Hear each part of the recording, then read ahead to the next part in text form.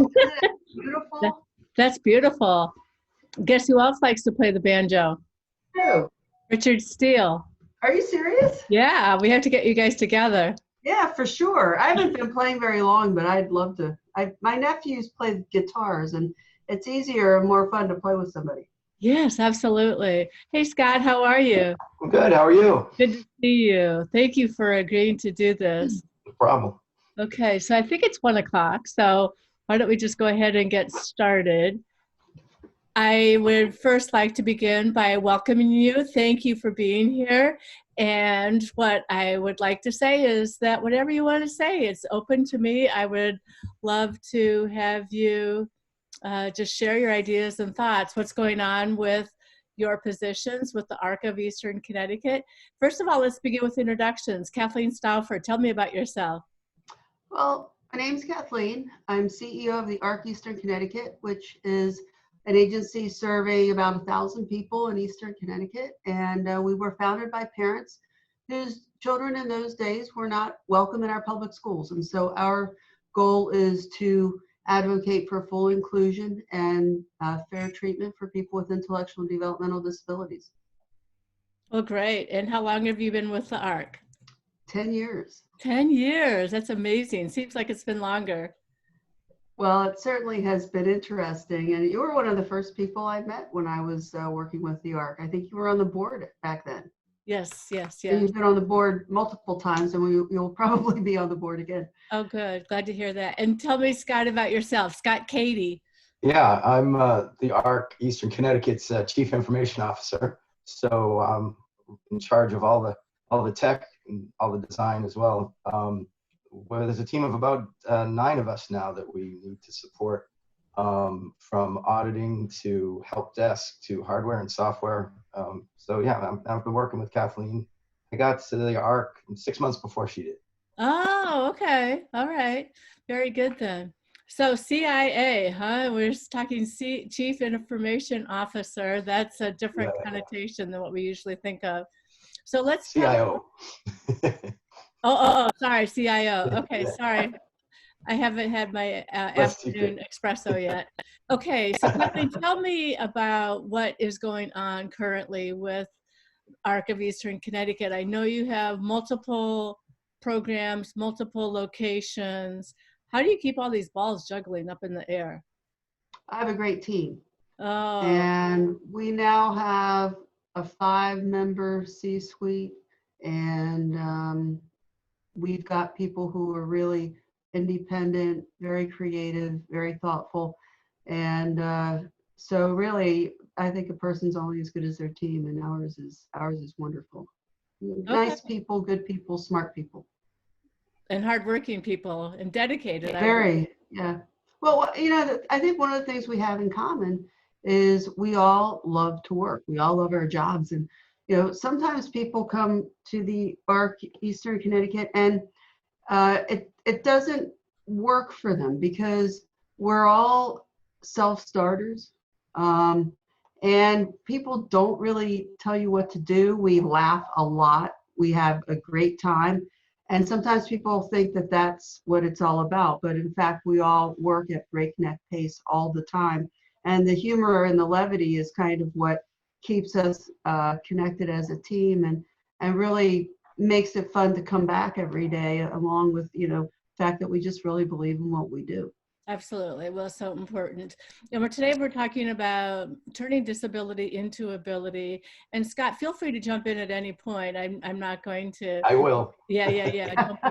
You're not known for being shy, I don't think. So, okay. So talking about turning disability into ability, how does that happen? Well, I think for the people we serve, one of the reasons that Scott's joining us is that tech is a real leveler for people with intellectual and developmental disabilities. Absolutely. And so, you know, everybody's got ability. And unfortunately, it's stigma and stereotype that leads people to believe that people with IDD can't do things. And so one of the really exciting things that's happened in the last, I'd say, 3 to 5 years is that tech has become, as I said, a real leveler for people with IDD. It's become more available. It's not as expensive. And some of the things that have been made available to seniors, for example, work really well for people with IDD, like, reminders to turn off your stove, directions that you can get from an iPad, or books that talk, things like that. So these have really changed, but the ARC Eastern Connecticut, back before we merged with Quinnebog, the ARC New London County was one of the biggest buyers of assistive technology in the state, and we were by no means the third biggest agency. So now, of course, we cover all of Eastern Connecticut. We're the biggest ARC in the state, but we've been involved with technology for a really long time. And Scott can tell you much more specifically what kinds of things we're putting into houses, what sorts of things we're using. Through COVID, tech has really been a lifeline for people. I'm sure it's has. allowing families to visit with their kids. It's allowing homes to connect with one another. It's allowing people to have programming and classes and learn things when they wouldn't otherwise. So Scott, why don't you talk about some of the things that we're doing? Yeah, a lot of the things we're doing are technologies that existed and people kind of used, but this crisis has made it more. Well, for instance, doctor's appointments. Now residents a lot can actually have virtual doctor's visits over an iPad, and that was always available, but doctor's offices weren't all for it now, and they're much more flexible on it now, and that's helping a lot with scheduling now, obviously, but it will in the future too. And I think once people are used to that. Another thing is what we're doing right now. This is Zoom. We've always had this capability, Skype, and we even have Microsoft Teams that we have, but we've never really used it. And in fact, when I went to buy the webcams, everyone was out of webcams. That's must be another form of PPE or toilet paper somewhere in the middle there. Exactly, right. Well, they're saying technology is like electricity now, and it's just like it's such a necessity that we really exactly. rely on Yeah. So we're getting those in. We're adding those to everyone's desktop because we feel in the future, I think a lot of these meetings will continue virtually, not all of them, but maybe 25%. So we want people to be able to be remote.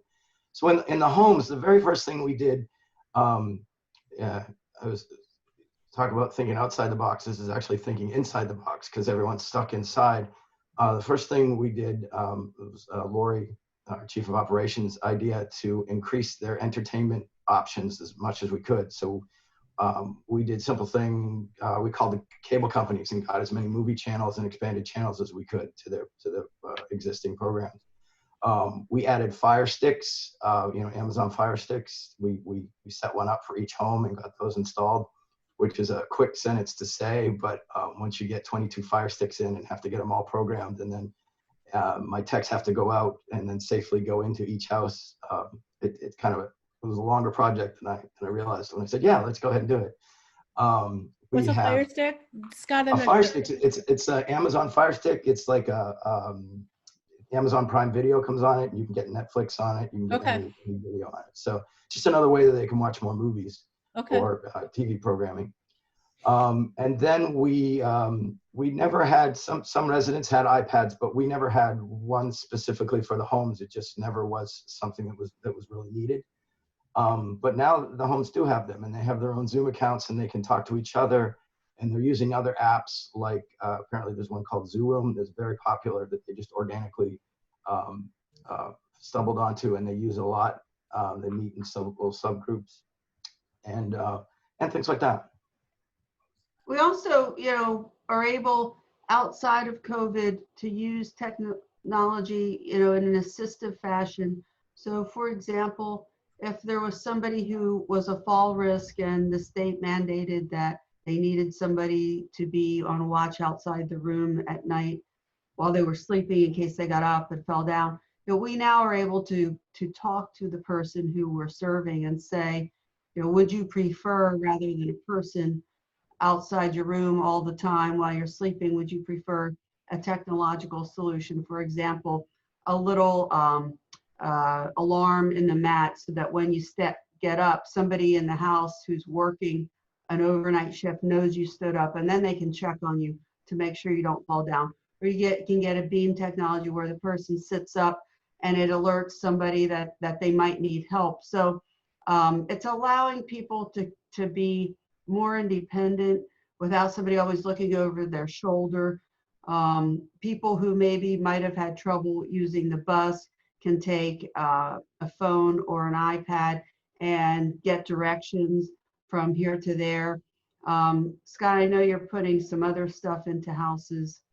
And Yeah, maybe you well, can tell us about that. it's constantly evolving. You were talking about the bed pad or the motion detector. If someone who's a fall risk gets out of bed, so that the person working is alerted that hey, this resident is up, I should go check and make sure they're okay.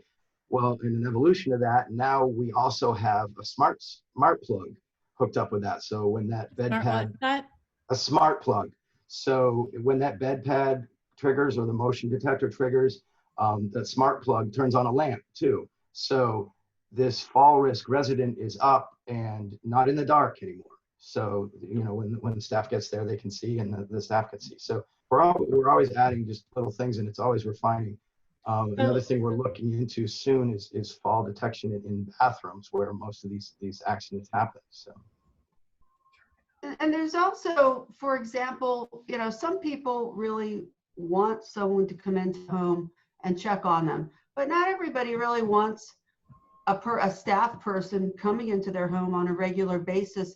So now we can, you know, if a person chooses, we can put a monitor in, we can talk to people, we can check on them, we can walk them through, say, certain tasks like making sure that they've got groceries, checking in to say, do you need a ride to the grocery store? A really great thing for some people who maybe don't have the memory function that they would need to take their medications on a regular basis. We can have pill dispensers that we load for long periods of time, and the dispenser itself will remind somebody to take their medication. It will only make available the amount of medication that that person needs, so that the person doesn't get more or not enough. And so it allows a lot more independence. And as Scott says, you know, sometimes, you know, the fall risk might be an unsteady gait, but the fall risk might just be that somebody's getting up in the dark in the middle of the night. Somebody gets up, the light goes on too. Now we've really reduced that person's risk of falling. So technology is great, and especially the communications technology, so that people can be connected with other people and aren't living in isolation. That sounds great. And it sounds like a lot of the things that you're doing are things that eventually independent living centers would want to do, you know, also known as nursing homes. And so some of your clients, what is the age range of the members, I guess, is that the best word to refer to the participants of the programs, members or clients, or what You know, should we call people participants, and okay. you know, basically we consider ourselves to be in the customer service business, and Absolutely. of course health and safety is a very, very big concern, and it was a big concern before COVID. But we're really quite obsessed with it, especially now. But we serve people really from, you know, 7, 8 years old up to 80. You know, some people we've served for 30, 40 years. We have an aging population. It can be very difficult for team members who've been with the ARC for a long time. Maybe they've served somebody for 30 years or 40 years, and now that person's getting older. We had a house about a year and a half ago where, you know, 2 or 3 people all aged in place, grew old together. They considered themselves family, but within a year and a half, you know, 2 or 3 of those people died, and some staff members had served them for 20 or 30 years. So, you know, we try to get grief counseling for people in those kinds of situations. But so we really, you know, it's a privilege. We walk with people through life a lot of the time, and we try to ensure that that's the best walk possible and the walk that they would like. Absolutely. And how many different residences do you currently have?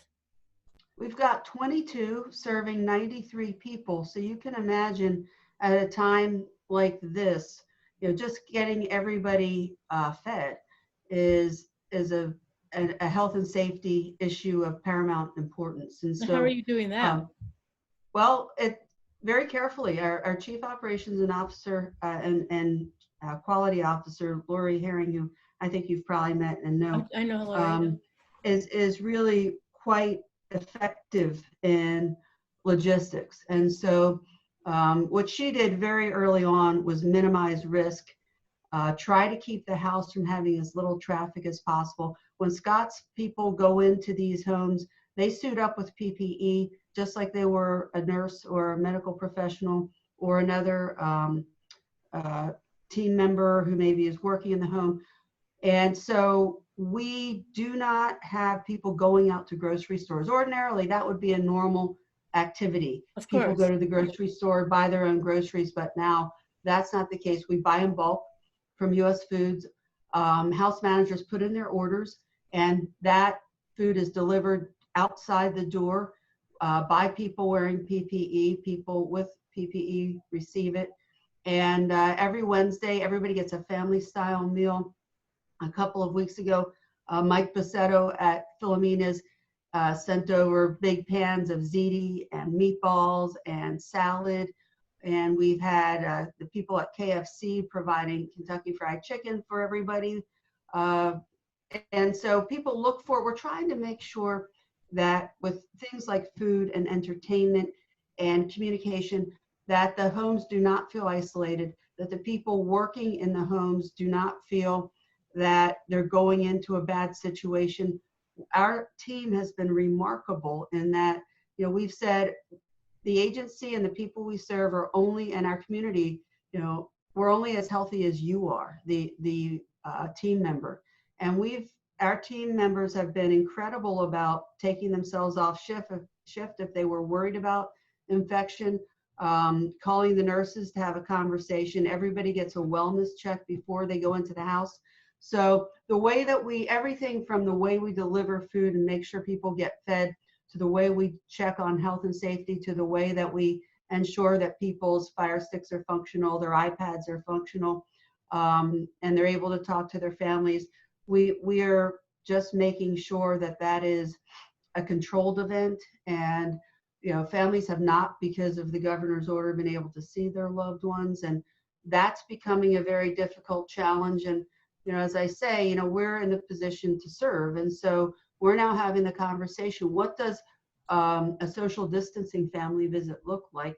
And how can we do that safely? If the families and the people we serve want to see one another in a group home, how are we going to be able to help them do that safely? So, we're talking about having picnic areas where the family can be at one table and the people we serve can be at another table, but they can still at least see each other, trying to talk about ways that people might safely hug each other without spreading the virus.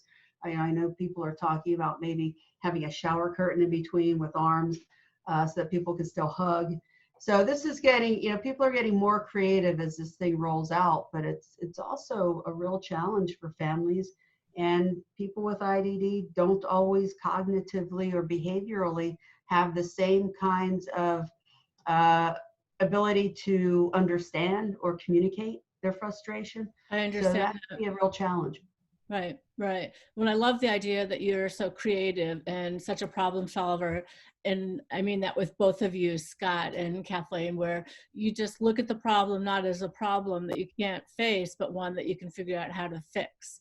And it's always about working through it at the multi-tiered level. And obviously with people from all ages and ranges, from 9, what did you say, from 7 to 7, 8, 9, yeah, to 80, yeah. Yeah, that's amazing. So, and I think that's a lesson for all of us, because some people just say, we don't do it like that. Well, with an agency like yours, you would never say that. You would say, well, here's the problem, and here's how we have to approach it as a problem, and some other things. What lessons would you want to provide to the community at large for the area, like New London County? Because you have more than New London County, but what information would you like people to know about you? I heard a podcast not too long ago, Kathleen, that you were saying you wanted some games and things, and this was early on, maybe a few weeks ago. So I went to my closet and dusted off some of the games that I had from when the kids were in high school. So drop those off over at your Norwich office. But what other kinds of things can we do to support you, and what kinds of needs do you have that you feel are maybe the community at large could be more of a support for you? One of the things that people are doing is offering performances in the yards of group homes. We've had a couple of people do that. People, playing guitars, doing little plays, and in some cases offering signs so that people can sing along and sign while that show is going on, so the people in the group home can in fact participate with that sort of. I like that. So performance. how would we reach out to do that? How would we do that? You would email Andrea Kaiser, our Chief Development Officer, and it's AKAISER,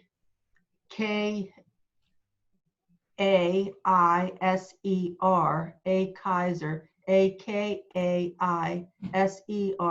at thearcect.org. That's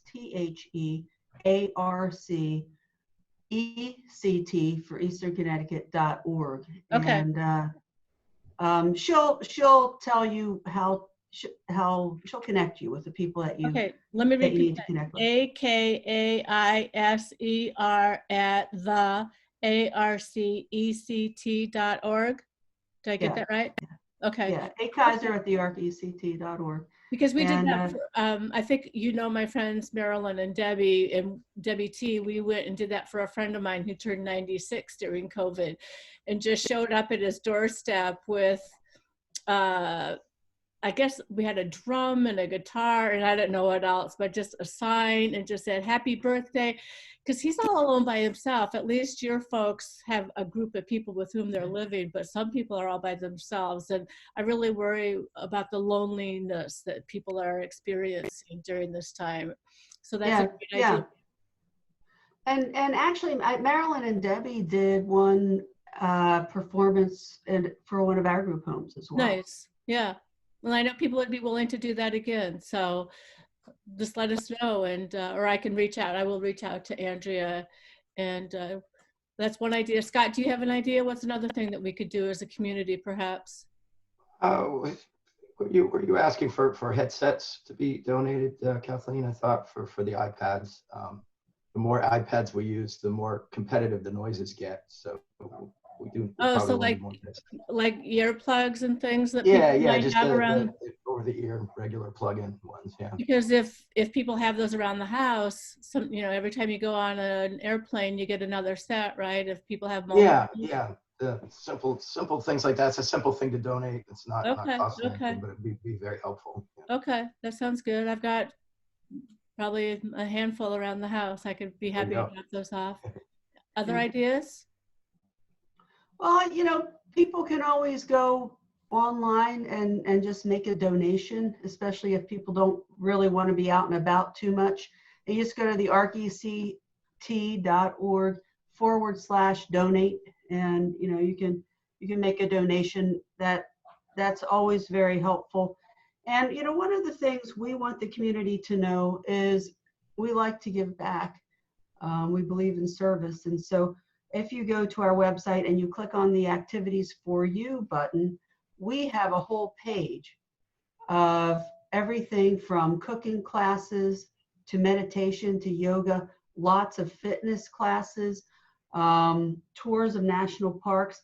We add new stuff every week, and it's kind of our gift to the community. And so anyone in the community, you don't have to be served by the ARC. You go to thearcect.org and you click on Activities for You, and you will find all kinds of entertainment. Families are really loving it. Our own day program team members use that to call people and FaceTime and Zoom with them and walk people through things. So I really highly recommend it, and we would like for everybody to be able to enjoy that.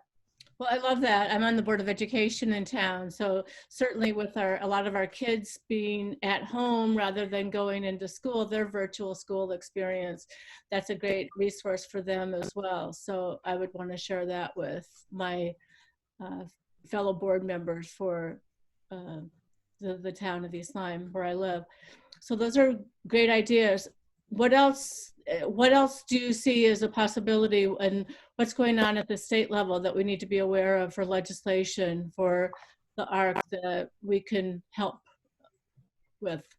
Well, first and foremost, I'm very concerned because we're told by L&M Hospital that the virus isn't peaking until mid-June, and now the state is opening up. Right. That's of real concern to us and to our team members, because we do things that make social distancing very difficult. If you're toileting somebody, for example, yes, you can wear a mask, but you might be toileting somebody who isn't really readily able to wear a mask or doesn't understand why a mask is important, even though we endeavor to teach people and keep repeating that message. So, you know, I would encourage the community, which has always been a very caring community, that while absolutely we respect your civil liberties, please keep in mind that you might not be in a risk group, but there are a lot of people in risk groups, and there are people supporting people in those risk groups who have families, and we all kind of need to behave carefully right now,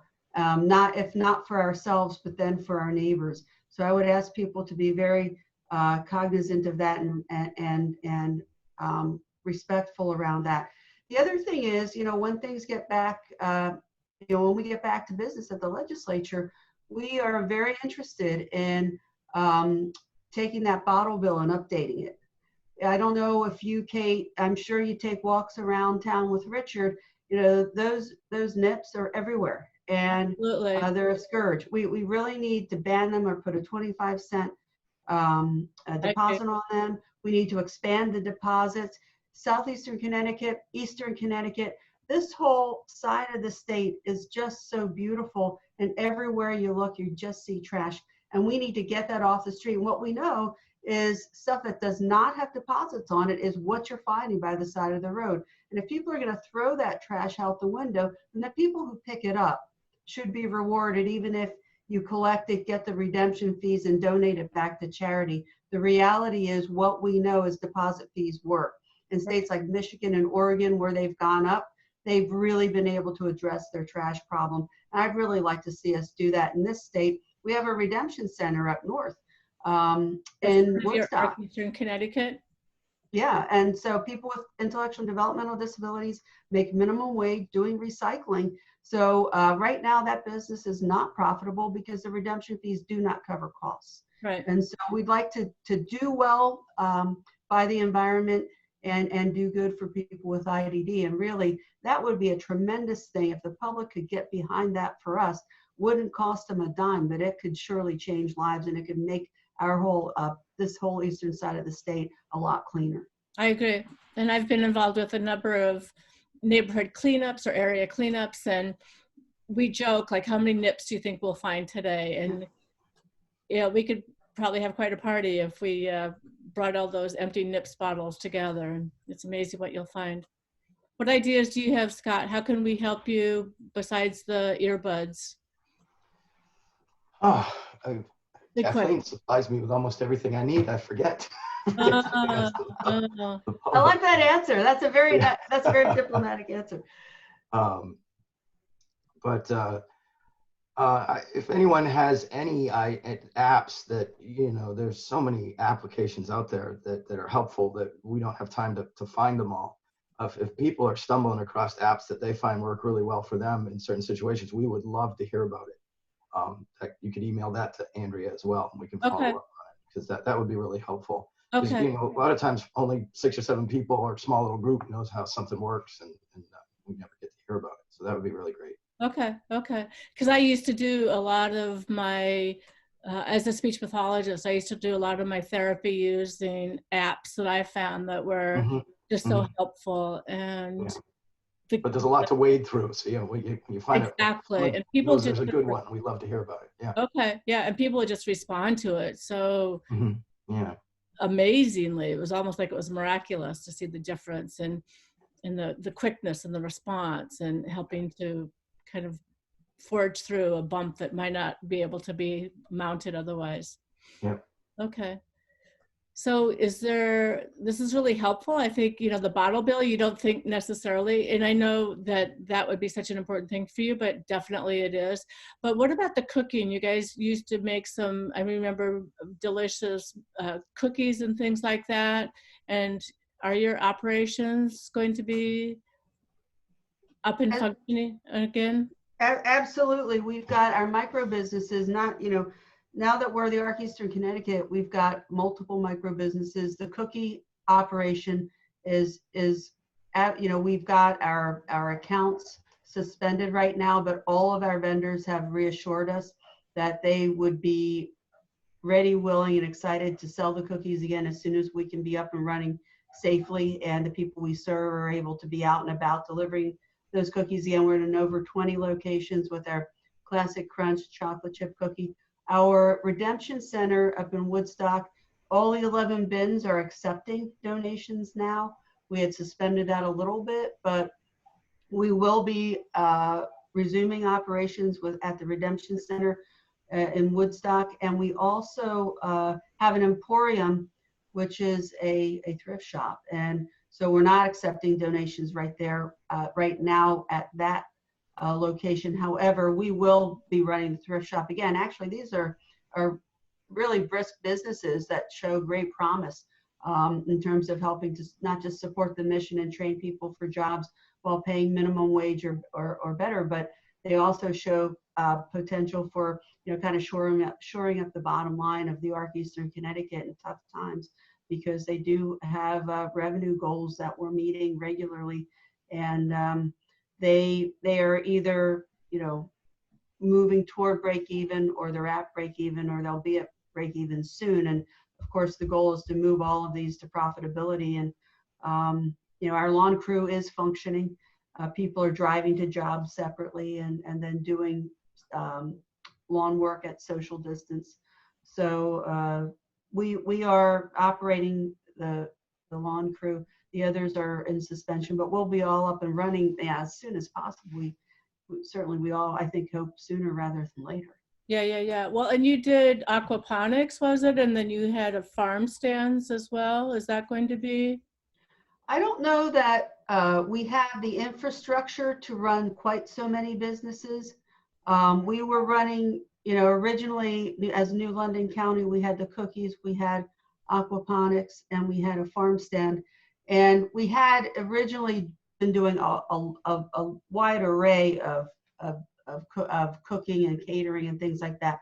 We still do some of that, but we've kind of retreated back to mostly just the chocolate chip cookie. And then when we acquired the Emporium and the Redemption Center, we had to take a look at what really was going to work for us, because we're all doing those businesses on top of the social service. And of course, our primary mission is to advocate for people, full inclusion for people with intellectual and developmental disabilities in Eastern Connecticut.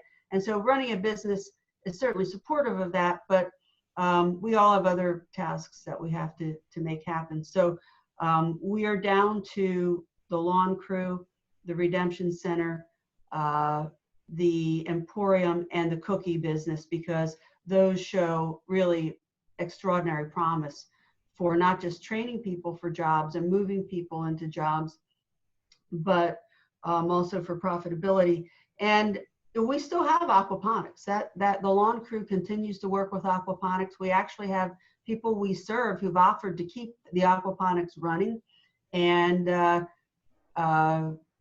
they're growing vegetables in there, and group homes use those vegetables. So it's still a great training tool. And speaking of group homes, the garden area, even though we're not going to use it for the farm stand, the group homes are going to have little teams and go out and do little plots there to raise food for themselves. So that's pretty exciting. They're looking forward to that. So I'm seeing a question here. Oh, yeah. Question is about for young people seeking career opportunity, what kind of work and what preparation would be good for them? Well, I think first of all, you need to care about people, and that serves you very well in human services.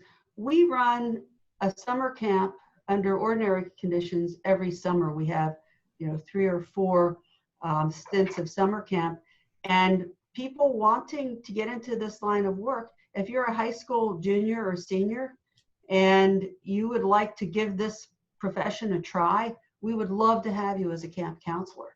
And so what you want to do is go to the ARC Eastern Connecticut website, probably around January, February, apply online to be a camp counselor.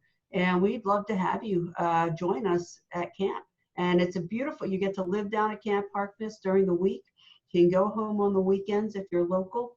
And, you get to do work, serving people, helping people with intellectual and developmental disabilities, have a great time at camp. A lot of times it's the only time people really get by the seashore, and their parents, their family can get a break. And, you can live by the ocean and try out the job and get trainings, learn what it really takes to be in this profession, and get, I think, a really good view, not just of what the business is like, but whether it's for you. I know my daughter did that when she was in high school. She wasn't a camp counselor, but she did some program where she went as an assistant basically, and had that experience. And I think my advice to my children when they were younger was, you never know what kind of work you're going to end up with when down the road. And the more opportunity you have to relate to different kinds of people, the better you are as a person. And it's just such a great life experience and a career builder too. So that's great. Yeah, we really never have enough direct support professionals. It requires a certain kind of person. You have to think on your feet. We've got about a dozen mandated trainings by the state of Connecticut. We've fought hard to get fair wages. I don't think that fight is over. Certainly not as far as I'm concerned. I don't think, in my opinion, the people who serve, the people we serve, are first responders. And fortunately, because we have a forward-thinking team and a visionary team, Lori was out there buying PPE before most people were. Her son was over in Thailand and she was hearing about this virus, and in her words, it scared the hell out of her. Right. And so she started buying PPE just in case it started coming our way. So, fortunately we were able to protect the people on our team pretty well, but I don't think the people who serve the people we serve are really valued as much as they deserve. And I agree, in my experience too, that just working in the school system, sometimes you just don't get the respect that you deserve. Yeah, so, well, teachers don't either. I mean, right. It's a very tough job, and people don't. I think a lot of people are going to have a greater respect for teaching after this. Exactly. If anything is learned, it's going to be the silver lining. Absolutely. Yeah. Well, Scott, what about you? Anything else that you would like to suggest? More technology information? That sums it Scott up. Can't have too much technology, can you, Scott? That's right. There is no limit. Well, what do you say to Scott who says somebody says I'm a dinosaur, I don't do that? Do you have any advice along that line? For instance, my team, we're all here to support. So just ask for help and we'll give you help. That's good. Stuff can be figured out. And if it's too difficult to figure out, then it's not a good app, right? Well, that's good response. Yeah, I mean, there's something wrong with the app, not something wrong with you. Exactly. Yeah. I like to look at it that way. That's a good response, because it's all here to serve us, and we have more technology in our lives than I think we're even aware of. Mm-hmm. Yeah. Well, and Scott's an incredibly generous and thoughtful team member, and he really does lead with helping. I do think, though, Scott, that we need to let people know your mantra, which is don't call me unless you've turned it off and turned it back on. Well, that's true. That's his pet peeve. That is the first thing we say when we call him and to tell him we have a problem is, I turned it off. I turned it back on. It's still not working. At the mug right there. Try turning it on, off, and on again. And then you have a little power switch there too. And is it fully charged, or do you have to be charged on it? Right. That's probably another good first question. Well, thank goodness for people like you, for your forward thinking, for your visionary thinking, for your dynamic ability to process and problem solve at multiple levels, and who you serve in our community. I really appreciate all of that. And so thank you for this opportunity to share. Is there anything that you would like before we close, other than it's great to see you two again? Well, it's really nice to see you, Kate. Yeah. We really appreciate the opportunity to talk to people about, what we do. And we're always happy to walk in partnership for full equality with this community. And we just want to thank everybody. We have a lot of people supporting us out there. We couldn't do it. And so thanks to you and thanks to this community. Okay, and I'm definitely going to reach out. And my husband's Rich is playing the hammered dulcimer these days, besides playing, I know, and we were doing some storytelling and going to different places. So definitely the two of us are going to have to get out there and start storming some of your locations. Yeah, we would love to have you do that. Yeah, just contact Andrea, because the people are always very happy to have visitors, and especially now. So thanks a lot. Absolutely. Well, and I find whenever we do that, when we did the birthday party for our friend who just turned 96 a couple of weeks ago, I was having such a good time with it. I was like, I wish somebody could have videotaped the entire thing so I could have seen it, because I was experiencing it, but I wanted to experience it again. So it's just, I guess this would be my way to do that. So you guys stay well, stay healthy, and keep up the good work. And thank you and congratulations on all the wonderful things that are happening in your lives. Well, congratulations to you, Kate. Happy to see you having a leadership role in our community. It's very well deserved, and thanks a lot. Thank you. Thank you guys. Bye. We'll see you. Bye.